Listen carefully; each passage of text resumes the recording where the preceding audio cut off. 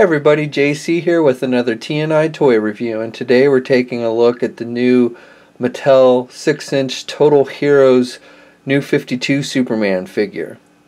This is the third figure in the wave that we've taken a look at for this new Total Heroes series. Yesterday we looked at the Flash figure, and the day before that we looked at Batman. So if you haven't checked out those video reviews, you should check them out. And also, while we're on the topic, if you haven't subscribed to my channel, please do. Also, feel free to leave comments on the videos, positive, negative, whatever. We like to hear what you have to say. But getting on with the review, as I said, today we're looking at the new Superman figure. Packaging is similar to what we've seen with the other figures. We've got comic book art of the character, in this case Superman, on the left side. Now, I do think the choice of art for this particular figure is a little odd. We've got a picture of Superman in his t-shirt with pants and cape,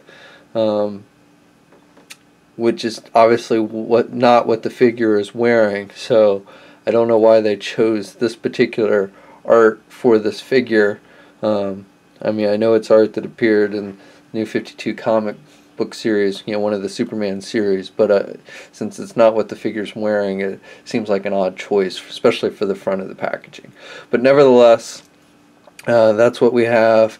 And then you have the Superman logo up at the top and the Superman name, and then the figure clearly displayed on the blister card packaging, and then the Total Heroes logo at the bottom. Then on the back, like with all the figures in this series, we have another comic book art. This art does depict Superman in his New 52 costume like the figure. And then we've got some brief statistics underneath that. And then on the right side of the packaging, we have the other figures in the first wave: the Flash, Batman, and Aquaman.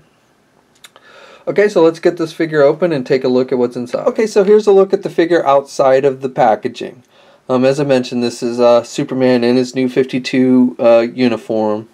Like with all the figures in this line, we have some very basic paint applications.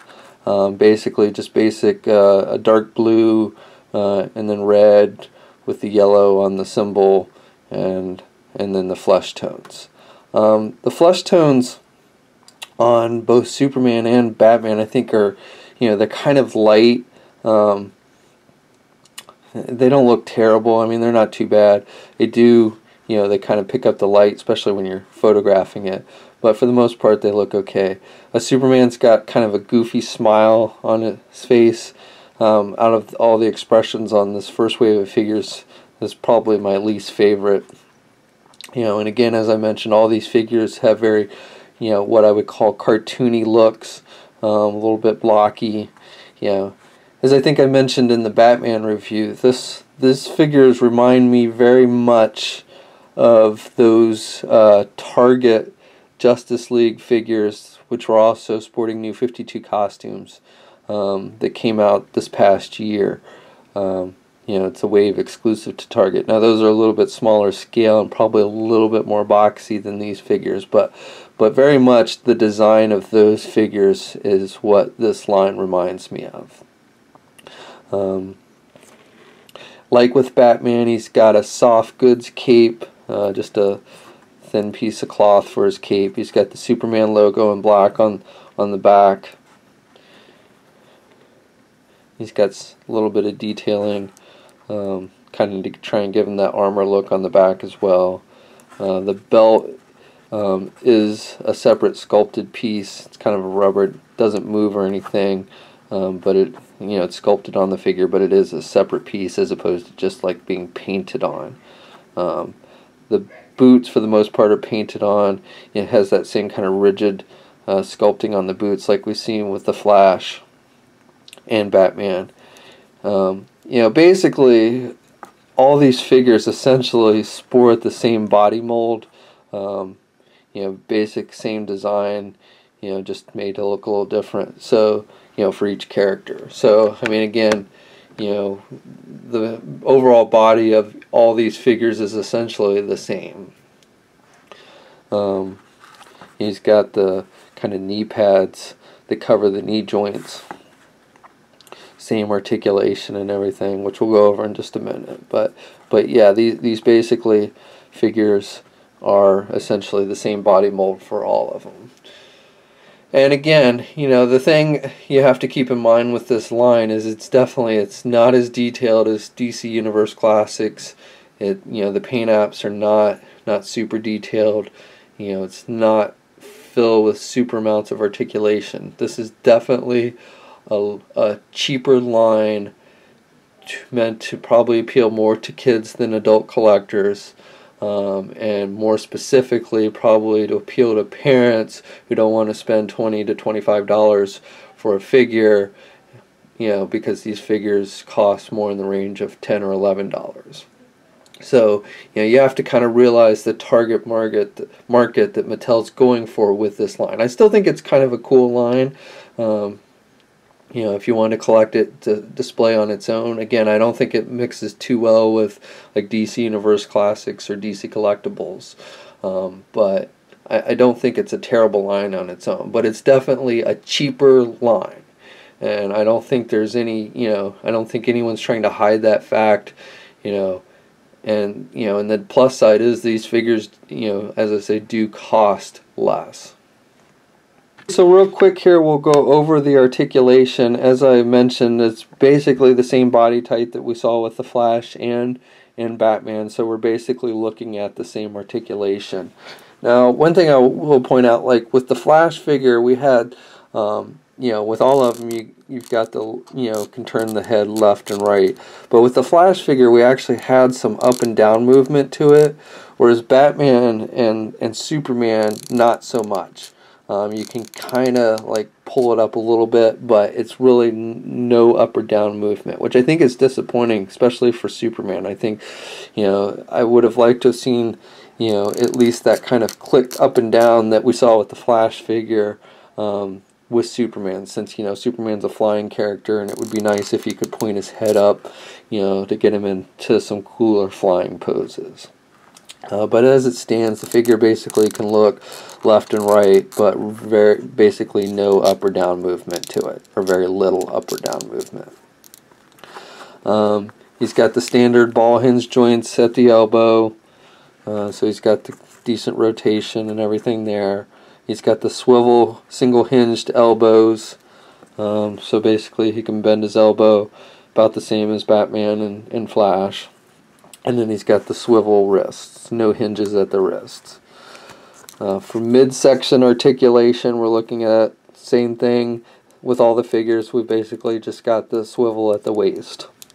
There's no ab crunches or anything with these figures. And then the legs, we've got the hinges, so you can definitely get your figure to do the splits.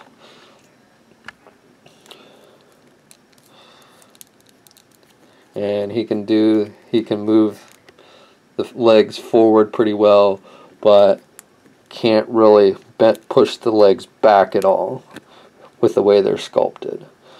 You can do outwards, but not back. Single hinge knee, but has pretty good bending at the knee. And again, they've got these like knee pads that kind of cover up the joint. And then for the feet, you've got the hinge but no swivel. So he's got up and down movement at the feet but no swivel. And then he has two peg holes at the bottom of his feet. And as I mentioned in the Flash review, each of these figures has some kind of numbering system to it, which you can find on the bottom of the figure. It's also listed on the back of the packaging. But so like Superman here is BHD 46. And again, I don't really know what the BHD stands for. Okay, so this figure, as I've mentioned, is basically built as a 6-inch scale figure. This figure stands just at about 6 1/4 inches tall. So he's pretty much about the same size as the Flash figure. So here he is next to Flash. You'll see they're pretty much the same size. Maybe just a hair smidgen shorter than Batman Really, Batman maybe is just a little bit taller because of his ears. But again, they're pretty much the same size. I mean, essentially the same body type, so you know they're going to be about the same size. And then, as I've mentioned, they're about a little bit shorter than the like DC Universe Classics type figures from Mattel. Pretty close to about the same size, but the the older DC Universe Classics and Superman, Batman figures are just probably a little bit taller. And then here he is next to the new 52 Superman figure from DC Collectibles, which he's definitely shorter than that because those, the DC Collectibles figures are in 7-inch scale. And then I want to point out Superman comes with no accessories like with Flash. The only two figures in this first wave that have accessories are Batman, which had the two batarangs and the grapple gun, and then Aquaman comes with this trident. But Superman has no accessories. Okay, so that about does it for my review. Overall, I think this is a pretty simple and basic figure, which I don't think is necessarily a bad thing. I know a lot of collectors want, super detail, lots of paint applications and that type of thing. And again, if that's what you're looking for, then I would recommend that you go with something like DC Collectibles. But that's not what this line is. This is a lower end line. It only costs in the neighborhood of $10. So it's a lot less expensive than like the DC Universe Classics. And it's just a simpler figure. And again, I don't think that's necessarily bad. It's not a high-end detailed line. So, if that's what you're looking for, this isn't it. But if you want like a lower costing figure that still I think looks good and fun, if your kids want to play with it or something, which I think is what these are really targeted for, then I think this can be a fun figure, just like all the figures in this wave. So it really kind of depends on what you're looking for out of your action figure.